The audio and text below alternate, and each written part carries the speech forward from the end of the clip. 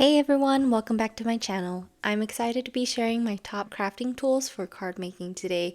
These tools vary in price points, and whether you are a beginner or a seasoned pro, these tools will definitely take your card making to the next level. Let's go ahead and get started. We'll go ahead and start with the basics. The first one is cardstock. When choosing cardstock for your project, you want to consider a few things. First, the weight. The weight of cardstock is typically measured in pounds or grams per square meter, also known as GSM. For card making, a weight between 80 and 110 pounds is usually perfect for card bases. Another thing you want to consider is the finish of the cardstock. Some common types you might be interested are smooth cardstock. This is great for stamping and coloring because the surface is clean and smooth. Textured cardstock gives you a beautiful dimension and depth to your design. Colored cardstock gives you a variety of unique backgrounds and different layers to your cards. You can choose colors that complement your design, and don't be intimidated to mix and match or even go out of your comfort zone. Finally, patterned cardstock. Patterned cardstock is fantastic for adding visual interest and can be used as a focal point or layer in your design. Number 2, a paper trimmer. An essential tool for cutting your cardstock. A good paper trimmer will ensure you get clean edges and save you a lot of time and frustration. Trust me, you want to look for a trimmer with a clear cutting line and even a ruler to help you measure your card base. There are two main types, a guillotine trimmer and a rotary trimmer, each with its own benefits. A guillotine trimmer features a sharp blade with a handle that you lower down to cut your paper. These are great for thicker cardstock and cutting multiple sheets due to a large and heavy cutting surface that you have. A rotary trimmer uses a circular blade that rolls along a track, most ideal for cutting one sheet at a time. However, this option I think gives a cleaner edge for a more intricate design. Alright, moving to number 3, a scoreboard. A scoreboard is a tool designed to create perfect score lines in your cardstock. This allows you to fold your paper neatly without cracking or tearing. Most scoreboards come with a scoring tool, or if you have a bone folding tool, you can use that as well. Using a scoreboard is super simple.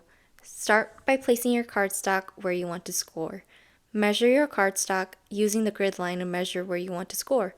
Next, take your scoring tool and press firmly along the line you've measured.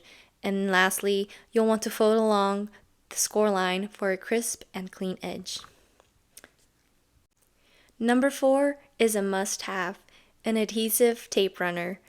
This little gadget might seem simple, but it's totally a game changer when it comes to assembling your card. This handheld adhesive dispenser applies a strip of double-sided tape to your paper. It's really easy to use. Just hold the tape runner in one hand and press it down as you pull the runner across your cardstock. When you're done, simply lift it off and you'll have a nice strip of glue for adding layers, embellishments, or any other elements on your card. I love using tape runners, but they do add up quite a bit in cost. So I love to pair my tape runner with other adhesives such as my Uhu glue sticks, which you can get on Amazon, Mod Podge poured into a glue bottle with a defined metal tip, or foam stickers. Moving on to number 5, reverse tweezers. You may be wondering, what exactly are reverse tweezers? Well, unlike regular tweezers, reverse tweezers are designed to open when you squeeze and close when you release them. This makes it so much easier to hold onto small items without having to constantly grip them. They are great for intricate pieces like adding embellishments, tiny die cuts, sequins, and beads. Not to mention, they are incredibly affordable, and I promise that once you use them, you'll never go back to using regular tweezers. Number 6, a Misti stamping tool. If you've never heard of a Misti before, welcome to the club. I had no clue what a Misti was until earlier this year. So, the Misti actually stands for Most Incredible Stamp Tool Invented. It is a precision stamping tool that helps you achieve a perfect stamp impression. It allows you to stamp your image or sentiment multiple times so you never have to worry about alignment.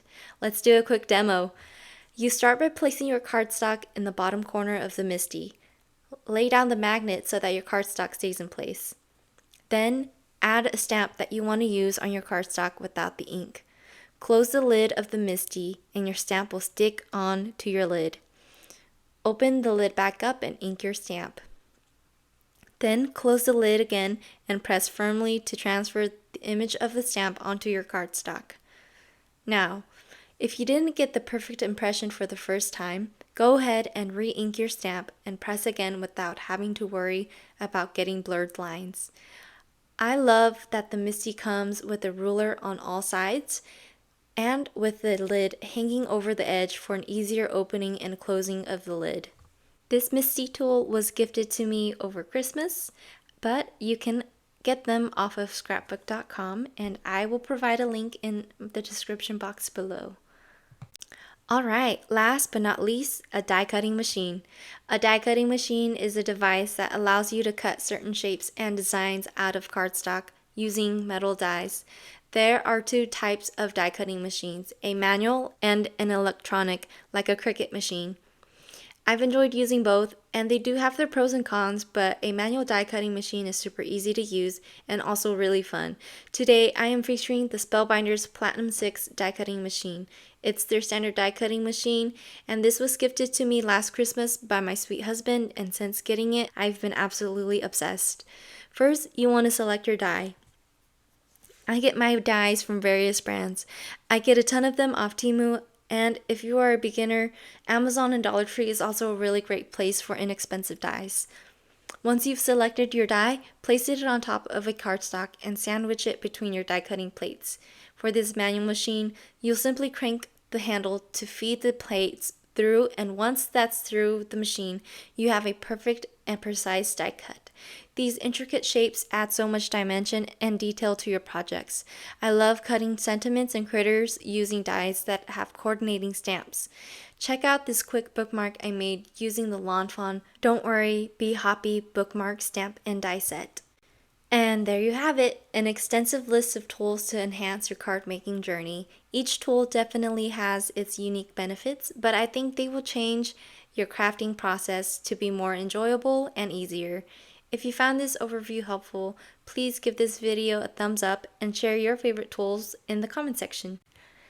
Thank you so much for watching, and I hope to catch you again next time.